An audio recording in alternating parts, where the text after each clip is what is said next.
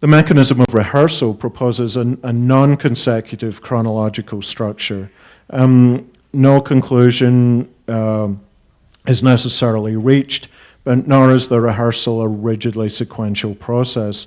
Instead, the performers and we as the audience can go back and forth in time, starting and stopping and beginning again.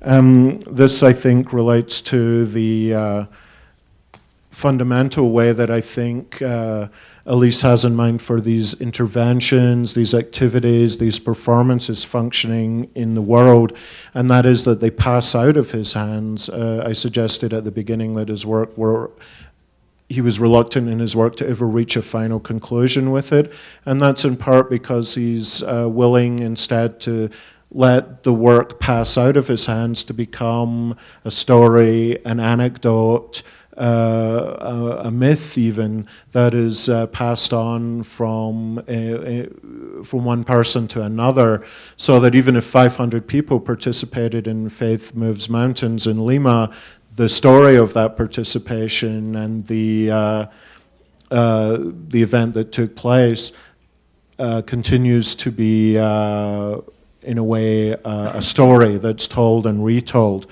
And as he said, in the case of the trip around the world in the loop, Francis said, many people suspected that I'd never fulfilled the contract, that is, that I never really made the trip. And in the end, he said, the work would have existed just the same. It didn't really matter whether I did or didn't go around the world.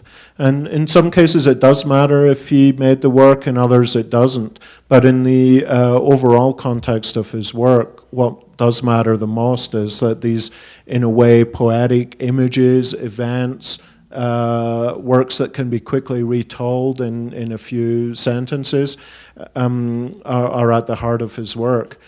You will see the images and the work, when the exhibition opens tomorrow. But in a way, it is possible to talk about them without showing the images, because the ideas are meant in a way to transcend the images, to pass into, to be a kind of nucleus around which other ideas can grow, that can be passed on as fragments or bits of larger storytelling that continues. Those are, as quickly as I could, a number of the overlapping themes that I think are brought together in this exhibition. I hope that that gives you some context, or enough of a context to enjoy the work itself, and I'm happy at this point to stop talking about it and let the work speak for itself.